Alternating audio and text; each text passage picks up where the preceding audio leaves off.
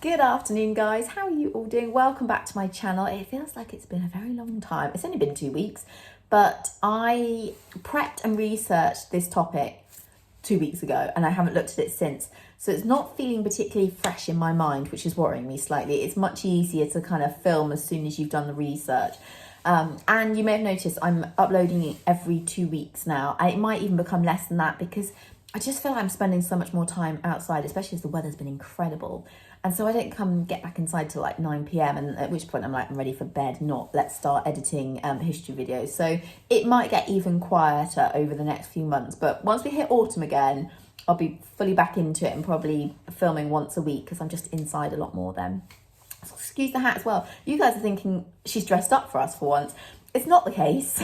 It's not. I just come back from a really nice long walk. And when I got back, I realised I had the hat line across my head. And I thought, yeah, I don't really want that on the internet. So hats had to go back on. And I'm also quite conscious of time because it's the last nice day where it's quite warm and I really want to bath my horses. So I'm kind of a bit like, in a minute, I need to go and get them in and give them a bath because the weather is just changing. I think tomorrow is meant to be significantly cooler. So yeah, and it feels like there's a lot to be done today. Anyway, I thoroughly enjoyed, as I say every time when I film one of these videos, researching the milkman and the horse-drawn float because it's quite modern history. It only really stopped in the late 1950s, even early 1960s.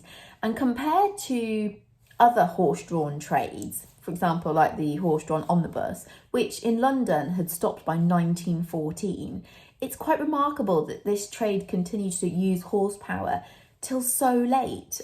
Wonderful. And when I was researching this, I found out quite a lot of information on Facebook where someone had posted a picture of, horse-drawn milk float. And the amount of memories that people were writing in the comments below were just incredible and such fond memories and so much love for the horse that pulled the milk float. So it was really lovely reading all those stories that people had. And like I say, my parents would have been kids when the, horse-drawn milk float was going around. And yeah, to be honest, if you were probably born in the 1950s or earlier, you're most likely going to remember the milkman and his horse doing the rounds. So anyway, let's get into it. If you Google it, technically, milkman became a thing in the 1860s. However, milk was obviously being delivered earlier than that, but it would have been the dairies supplying milk to their local village, maybe their local town. And so after the cows were milked in the morning, unpasteurised milk would go into the big churns and they'd go on the back of a little cart and you'd either take that to the market or you might take that round to your local neighbours and you would deliver them this fresh, very fresh milk. And literally they'd have the big silver churns on the back of their cart. They'd come up to your house and you'd come out with your jug and then literally they would just ladle in the unpasteurised milk into your jug.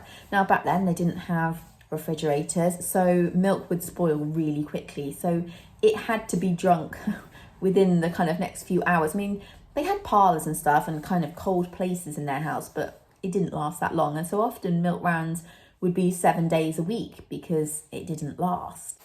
And in London, before the railway, there were dairies in the city, and obviously it wasn't as built up as it is now. But yeah, there would be dairies around the city who would then deliver milk to the Londoners.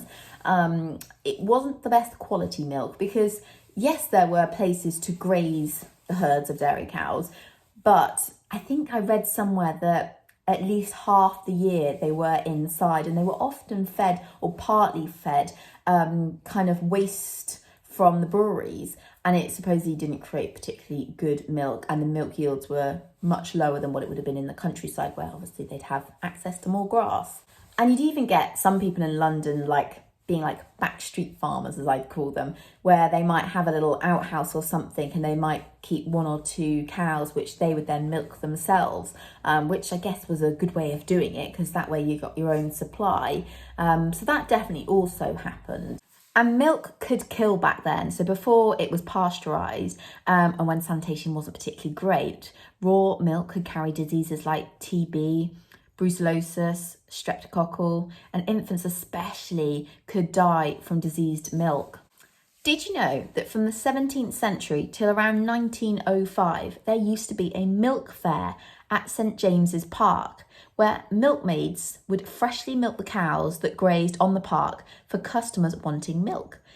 They definitely couldn't get it any fresher than that. Milkmaids would also work for dairies and dealers and head out onto London's streets with a shoulder yoke and 2 buckets of milk to sell. We start seeing glass bottles of milk in the 1880s, and this made things so much quicker when it came to delivering milk, because the people delivering it no longer had to kind of ladle it into customers' jugs, and measurements were then so much more accurate, and so you kind of then no longer saw the beautiful big old milk churns on the back of the cart. You then started seeing rows and crates of milk bottles. When the railways started to be built, this had a huge impact on the milk industry. It meant that rural farms could get their milk into the cities, and so suddenly they could be supplying so many more people. Milk churns would be dropped off by horse and cart at the railway station and then placed onto the train and sent into the cities. The speed and the efficiency meant that milk could get into the city before spoiling. And hopefully I've popped this picture up on the screen, but I absolutely love these milk train wagons, which were a common sight in the UK from the early 1930s to the late 1960s. I absolutely love these. But finally, let's actually talk about the horses that worked in this industry, the amazing horses that pulled the milk floats, the milk carts, and were loved by so many people. In fact, pretty much loved by the whole community where they delivered.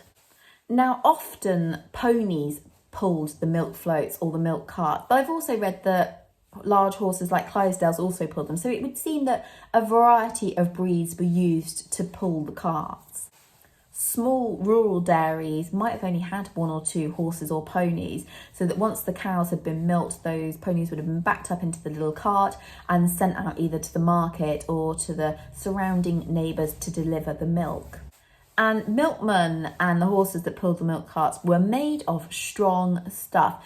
I read something online where someone said that literally they never didn't deliver. If it was snowing, they still delivered. If it was icy, they still delivered. If it was absolutely freezing temperatures, they still delivered.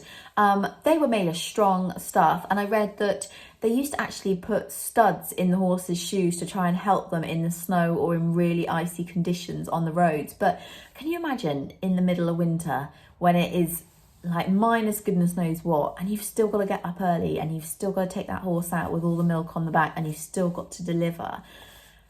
So I mean, made of strong stuff. I also read, and this was commented many a times, and this was a little story on Facebook, that often there would be a bucket and spade just in case the milk float horse happened to leave a few droppings, because people back then really wanted it for their garden, for their roses. And I have to say, my horse's manure does do wonders for my roses.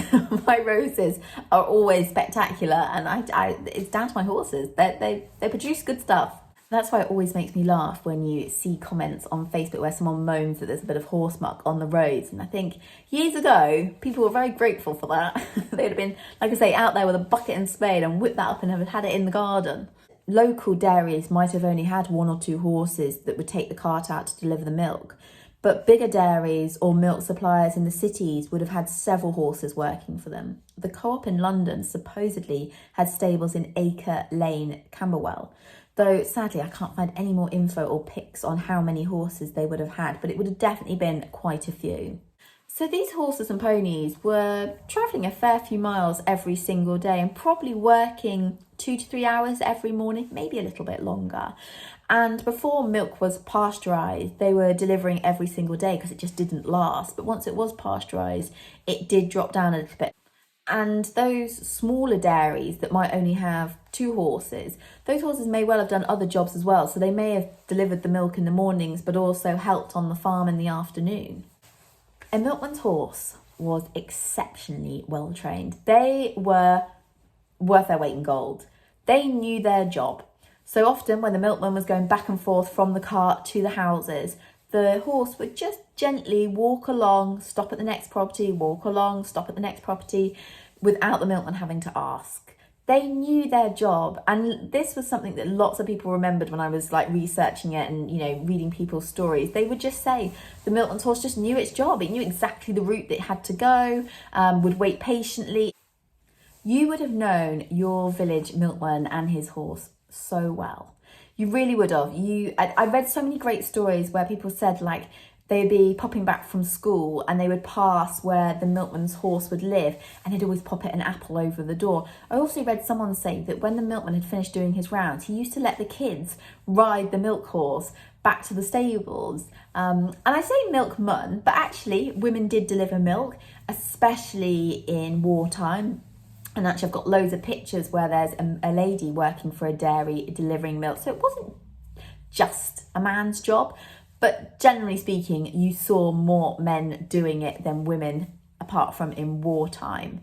But there were just so many stories about how wonderful these milk horses were, and how kind and how friendly and how sweet natured they were. And I can just imagine all the little apples and carrots they were given along the way, and, you know, just everyone knowing their name.